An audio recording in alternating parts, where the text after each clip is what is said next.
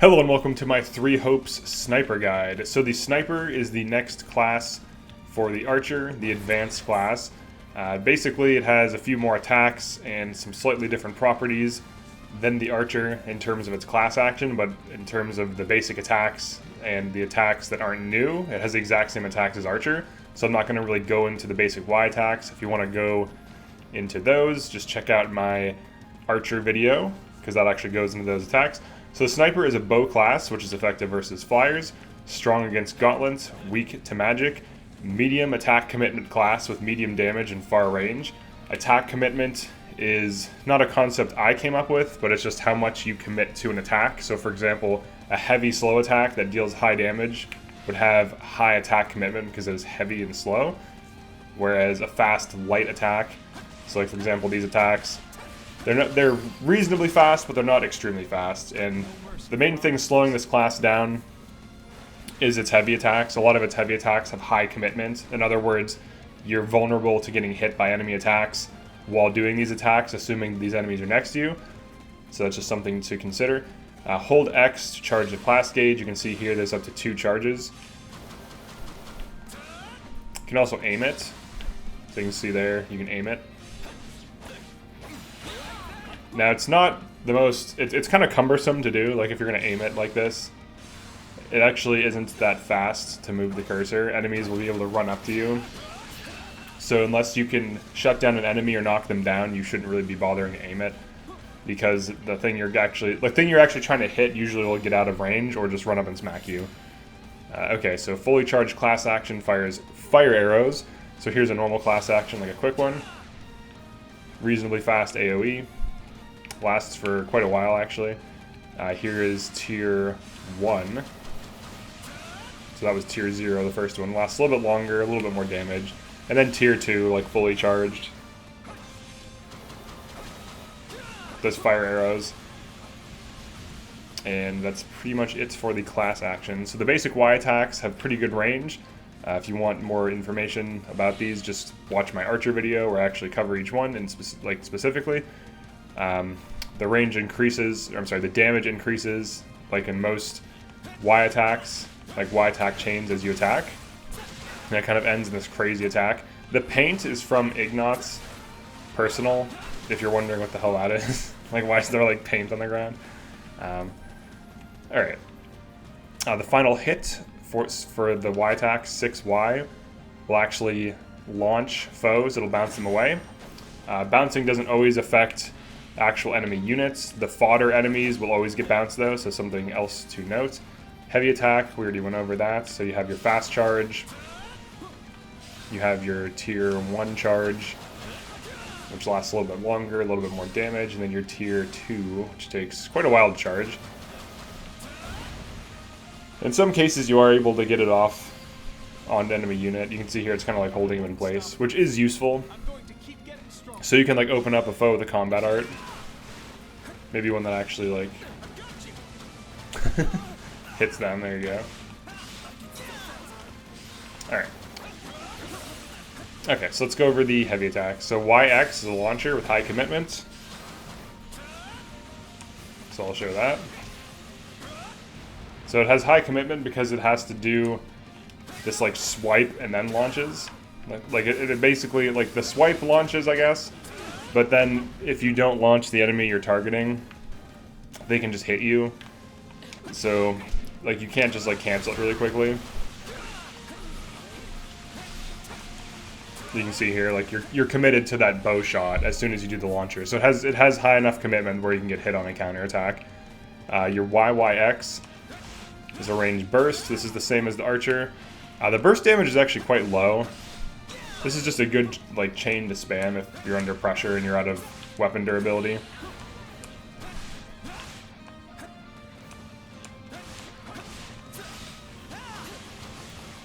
Alright, so that's 3YX. So 3YX kind of creates like an arrow storm. It's okay. It has some crowd control properties, but because of the way the class works, with how you can execute the class action, 3YX is actually terrible and I don't recommend using it. 4YX is good.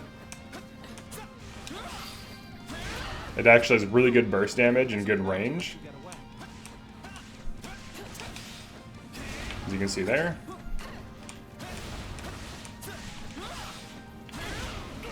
Pretty good damage. Alright, and then 5YX is pretty crazy. It's like a running arrow storm. So this is 5YX. And that was a class action afterwards.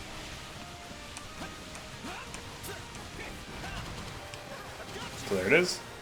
He kind of does this like drive-by bow shooting situation. Medium commitment on that, but really good damage on it actually, and some mobility. Like he moves around a little bit. But you'll probably still be getting hit because it doesn't move him that much.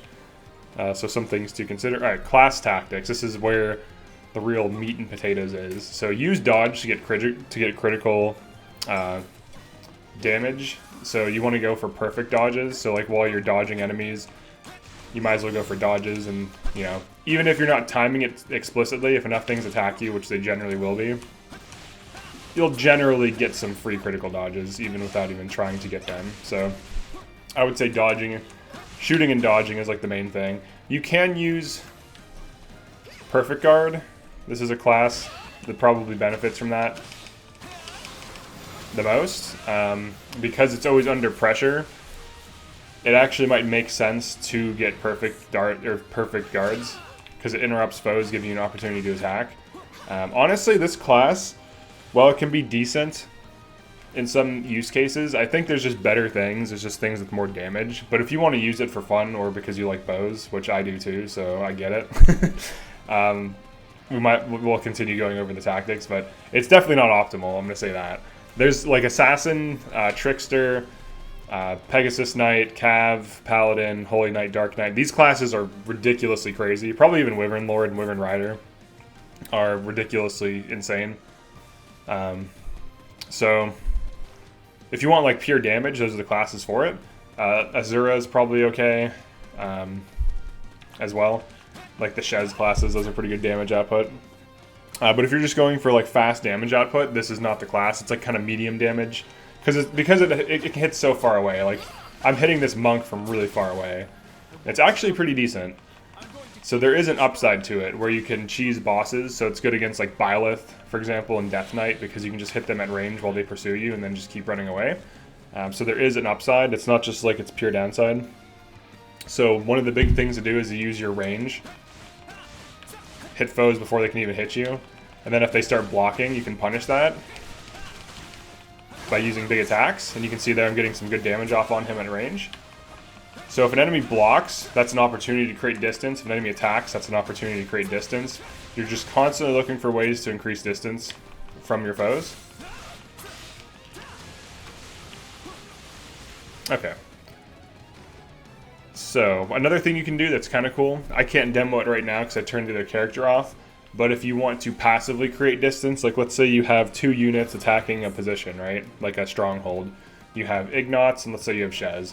You can have Shez attack a specific enemy. You can run away from that enemy, switch to Shez. Ignots will be kind of far away. You can kind of lead the other enemy away from Ignots and, you know, attack it at the same time and then switch to Ignots, and the enemy will start chasing you as Ignots because no matter what character you have that's active, the enemy, if it's like close enough, will always chase you, as you can see here. So by switching characters, you can actually create a distance gap while getting in good damage on a fast attacking class, and then switch back to the archer, or sniper in this case, to combo things from far away. So that's another big gimmick. I would say that's one of the more useful things to do. But you can get pretty easy distance. And most of the fast classes, like Wyverns and Pegasus and Falcon Knights, like you counter those. So even if they approach you, you can just nuke them down really quick. So the only real threat, I would say, are like horse units. So things with horses. So that's something else to consider. You can always use combat arts to tank damage. You're invincible during combat arts. They also interrupt foes for the most part, knocking them down. As you can see here, kind of started bouncing that dude. Some of the bow combat arts are weird and not like what you would want. Like you usually just want burst damage now, not like some weird delayed thing like this attack. Yeah, like it's... Some of them are weird, but there are good ones. Okay, so class action, alright, here's the other thing. You can use class action after heavy attacks. So for example, you can get a quick tier 1 class action. It'll automatically give you the first bar full. That's actually not a class action, but that's a second. I followed that arrow storm up with a class action. And you can also charge it. So if you want to do the full class action, you can charge it. And it starts close. You start with a whole bar, so you just have to charge a second bar. And it's debatable how useful that is, but it does seem to hold enemies, so it probably is pretty good if you can get it off. But if you're under pressure, I wouldn't charge it. I would just do the tier 1, where you just spam X and then it'll just come out. And it has a similar effect as the fire arrow, just less damage. You can always dodge through it too, so if it's still going, you can position yourself so that enemies have to run through it. And you can also move the class action, as we've outlined before, but doing so usually gets you hit or makes you vulnerable. If you have enough distance, you can easily charge a class action. The only stupid thing is how slow the cursor moves, which kind of pisses me off, because if the cursor moved faster, it would be so much better. The fire does seem to add, like, more stun. Like, it definitely seems to be worthwhile in some cases, if you can get it charged. But like you can see here, this thing's about to smack me. It's like, it happened to block, but this is an enemy that's not very aggressive. So on higher difficulties against enemies that actually are quite aggressive, you're not going to be able to get off those fire arrows as often as you'd like, unless you open it up with like a perfect guard or something. You can just spam guard to get a perfect guard. And even so, I'd still rather just do the tier 1 because it's so fast. You just get a tier 1 instantly. It's so much safer to do. If you're out leveling your opponents, you can probably get away with it and still get S ranks. Okay. So class actions after heavy attacks, combat arts, tank damage, interrupt foes. I went over the changing characters. All right, so let's just finish with good combos. So in my opinion, the best combos are just YYX class action. Because it's fast, good damage. The class action lasts for a while, as you see there. It actually lasts for longer than it should, but it's whatever. You know, you might as well take advantage of how absurd it is. Then you have 4YXX. So big burst followed with a class action. Pretty good damage overall. And then you have 5YXX.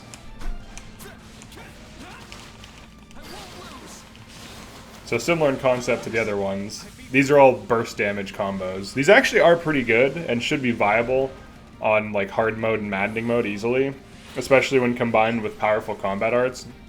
These combat arts I'm using, like spiral shot and tracking shot, I don't like these at all. Like it's just not what I would use. Here, let's switch out of these. Let's return to camp. Let's see what else he has. Let's see what other good ones there are. I don't play a lot on Archer because its damage output isn't as good as the other things that I tend to play on. It also has medium mobility. It's not the worst thing. It's honestly a good class. It's just not like top tier. It's definitely not bottom tier though. It's totally viable. Alright, let's do mock battle. Let's see what combat arts Ignatz has.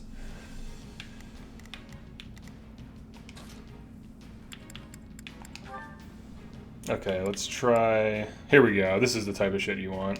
Let's try break shot. Curve shot. Curve shot looks like it'll be good. Point blank volley. 3 consecutive shots. I don't like that. I'd rather just have quick burst. Alright. Oops, let's wait. It's my turn. Okay, let's check out these combat arts. Oh yeah, break shot's way better, dude. If you just want to bounce things away from you with burst damage, break shot's your skill. That's the thing you want. Then curve shot? Curve shot I'm not a fan of. I would use something else. Break shot's fucking exactly what you want though. Look at that. It bounces enemies, good burst damage, good AoE, good range. That's everything you want on a bow skill. Curve shot, however, let's see. Not impressing me. Skip it. kind of think it sucks. All right, let's see what else. Let's see. Turn to camp. Yeah, I guess let's try the other one just to see. Break shot is definitely hugely useful because what you want from these attacks is either huge damage or crowd control. That's what you want. You don't want these weird, dumb, long AoE attacks that aren't effective, aren't controllable, and kind of just suck and just kind of shoot random arrows all over the place for low damage. That's useless. Curve shot sucks. All right, let's try point blank volley. Maybe this is good.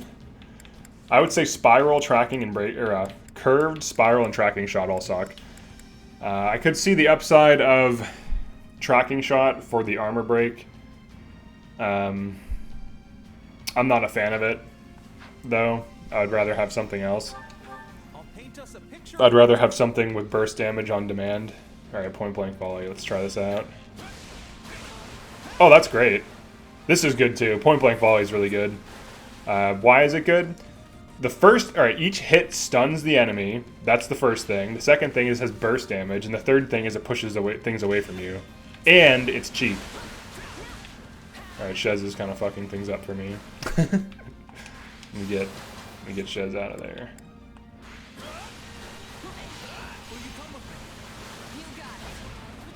Alright.